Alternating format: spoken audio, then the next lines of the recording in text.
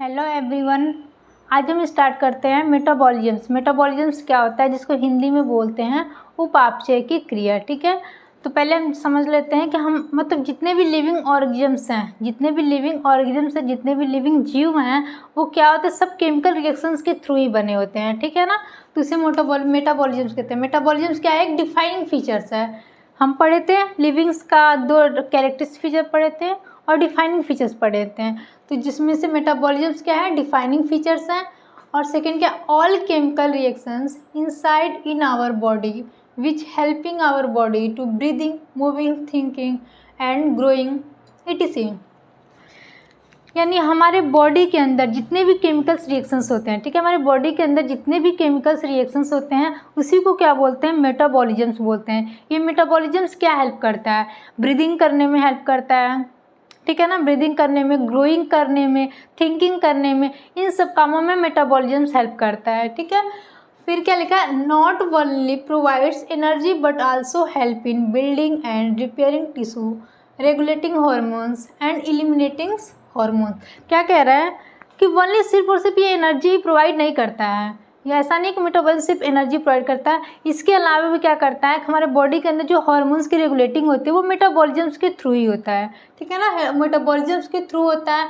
जो टिश्यू हमारे सेल से मिलकर, जो हमारी बॉडी जो सेल से मिलकर टिश्यू हैं, वो टिश्यू को रिपेयरिंग करने में, टिश्यू को बिल्डिंग करने में, यानी टिश्यू को बनाने में, उसको रिपेयरिंग करने में ये मेटाबॉलिज्म से हेल्प करता है। ये किसके थ्रू होता है, रिपेयरिंग कैसे किसके थ्रू होता है, रेगुलेटिंग हार्मोन्स किसके थ्रू होता है, तो वो केमिकल्स रिएक्शंस के थ्रू होता है। और ये केमिकल रिएक्शंस ऐसा नहीं है कि एक ही फॉर्म में हो सकता है, केमिकल्स रिएक्शन छोटा भी होता है, बिग भी हो सकता है, स्मॉल भी हो सकता है, उसके कई कई फंक्शंस हो सकते हैं, एक ही फंक्शन नहीं और भी बहुत सारे फंक्शंस हो सकते हैं मेटाबॉलिज्म्स के। ठीक है ना, तो मेटाबॉलिज्म, अब ये केमिकल्स रिएक्शन हमारे बॉडी के अंदर जो केमिकल्स रिएक्शंस होता है, तो उसके थ्रू ही क्या करता है, जो हम फूड इंटेक करते हैं, हम जो फूड इंटेक करते हैं, तो क्या हमारी सेल्स उस फूड को जैसे इंटेक करते हैं उसी फॉर्म में वो ऑब्जर्व कर लेता है, तो नहीं, केमिकल्स रिएक्शन के थ्रू जो फूड हम इंटेक करते हैं, सेल्स क्या करता है, उसको एनर्जी फॉर्म में कन्वर्ट कर देता है, फिर उसको क्या करता है, लेता है, एनर्जी फॉर्म में उसको लेता है। ठीक है ना, अब मेटाबॉलिज्म कितने टाइप के होते हैं, तो मेटाबॉलिज्म सबका 2 टाइप्स का होता है। फर्स्ट क्या होगा आपका, एनाबॉलिज्म, सेकेंड क्या होगा आपका, कैटाबॉलिज्म। एनाबॉलिज्म्स को हिंदी में बोलते हैं उपचय और कैटाबॉलिज्म्स को हिंदी में बोलते हैं अपचय। ठीक है ना, एनाबॉलिज्म्स क्या होता है, कोई भी स्मॉलर मालिक्यूल्स को उसको लार्जर साइज में क्या करना है, बनाना, स्मॉलर मालिक्यूल्स को लार्जर फॉर्म में बनाना क्या होता है, एनाबॉलिज्म्स की क्रिया होती है। ठीक है, process of building larger molecules from smaller once requiring energy input. क्या कह रहे हैं, प्रोसेस है, कौन सा प्रोसेस है, स्मॉलर मालिक्यूल्स को लार्जर मालिक्यूल्स में बिल्डिंग करने का, कन्वर्ट करने का एक प्रोसेस है। और इसको छोटे मालिक्यूल से बड़े मालिक्यूल में कन्वर्ट करने में क्या होता है, एनर्जी की क्या होती है, नीड होती है, एनर्जी की नीड होती है। और वो एनर्जी किस फॉर्म में लेता है, एनर्जी को इंटेक करता है किस फॉर्म में, एटीपी के फॉर्म में क्या करता है, एनर्जी को इंटेक करता है और स्मॉलर मालिक्यूल्स को बिगर मालिक्यूल में कन्वर्ट करने का काम करता है। ठीक है ना, सिंथेसिस ऑफ लार्जर मालिक्यूल्स, भाई कह रहा है बड़े लार्जेस्ट मालिक्यूल्स में सिंथेसिस करता है। एग्जाम्पल्स इसका क्या होगा आपका, फोटोसिंथेसिस। फोटोसिंथेसिस में एनाबॉलिज्म्स की क्रिया होती है। ठीक है, क्या क्या फोटोसिंथेसिस में क्या होता है, anabolism, glucose synthesis into chloroplast, जो ग्लूकोज की सिंथेसिस होती है। ठीक है, फोटोसिंथेसिस में जो ग्लूकोज का सिंथेसिस होता है वो क्लोरोप्लास्ट में होता है। ठीक है, क्लोरोप्लास्ट से ही ग्लूकोज की सिंथेसिस होती है, तो ये आपका एनाबॉलिज्म्स हो गया।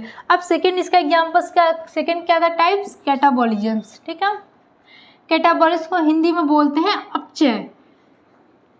अब कैटाबॉलिज्म क्या होता है, जो बिगर मालिक्यूल्स है, जो लार्जर मालिक्यूल्स है, उसको स्मॉलर फॉर्म में ब्रेक डाउन करना है, यानी स्मॉलर फॉर्म में क्या करना है, छोटे छोटे टुकड़ों में तोड़ देना है, वो क्या आपका हो गया, कैटाबॉलिज्म्स हो गया। Break down of larger molecules into smaller ones releasing energy.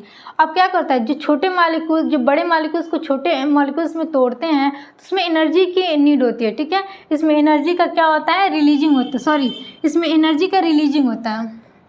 बड़े मालिक्यूल से छोटे मालिक्यूल को तोड़ने में क्या होता है, एनर्जी रिलीजिंग होता है, यानी एनर्जी निकलता है।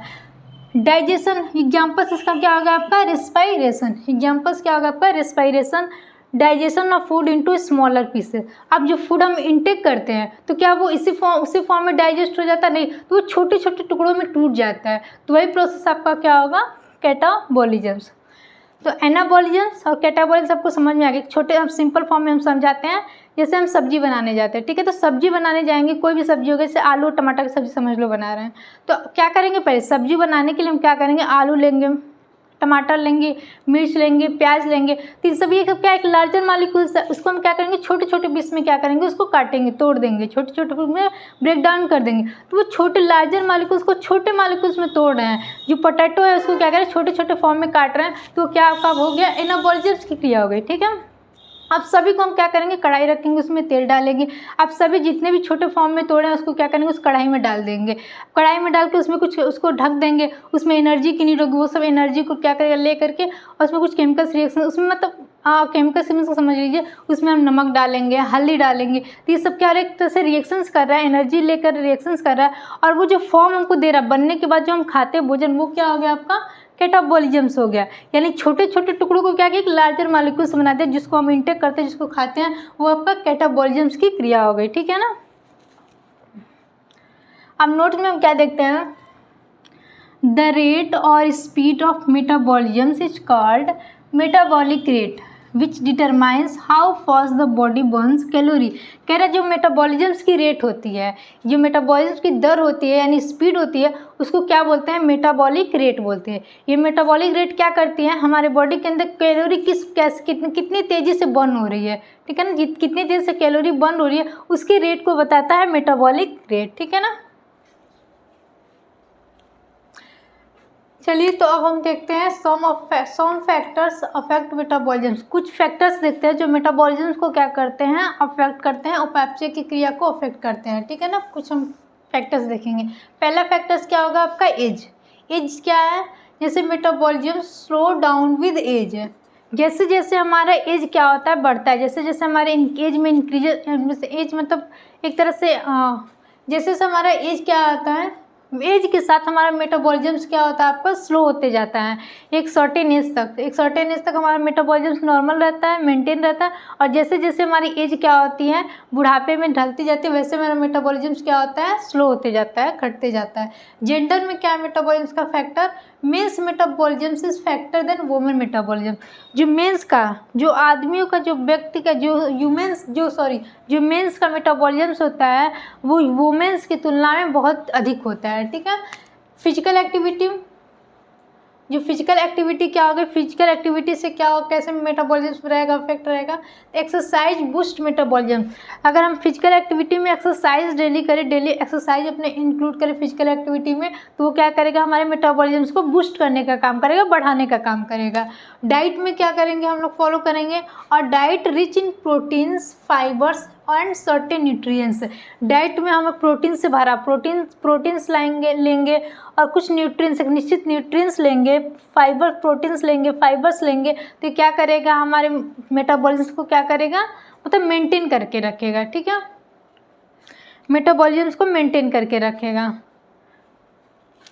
तो आपको समझ में आ गया। अब मेटाबॉलिज्म हमारी बॉडी के लिए बहुत ही ज़्यादा आवश्यक है। क्यों आवश्यक है, क्योंकि हम ये क्या करेगा, हमको हमारी हेल्थ को क्या करता है, वो मेंटेन करके रखता है, हमारी वेट को क्या करता है, मेंटेन करके रखता है, और हमको डिजीज से क्या करता है, अवॉइड करता है, ठीक है ना। जितने भी डिजीज हमको होंगे उससे अवॉइड करता है, उससे बचाने का काम मेटाबॉलिज्म का ही है, इसलिए हमारे बॉडी के लिए बहुत ही ज़्यादा मोस्ट इंपॉर्टेंट है मेटाबॉलिज्म। तो आज का क्लास हम यहीं पर स्टॉप करते हैं, क्लोज करते हैं।